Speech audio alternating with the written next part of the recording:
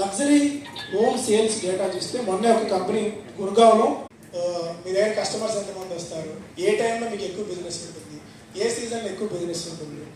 అదే ఒక రెస్టారెంట్కి వెళ్ళాము, ఒక టిఫిన్ షాప్కి వెళ్ళాము అనుకోండి, ఆ టిఫిన్ షాప్లో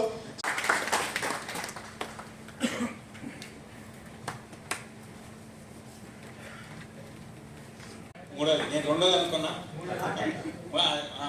నిన్న మళ్ళీ కాదు మూడోదని సాయి గారు చెప్పారు, ఇది మూడోదండి. సో లాస్ట్ ఒక 10 months 12 monthsలో అంటే 11 months అనుకోండి, ఇయర్లో చెప్పాలి అంటే దగ్గర మనం 9 ఇన్వెస్టర్స్ మీట్ కండక్ట్ చేసాము.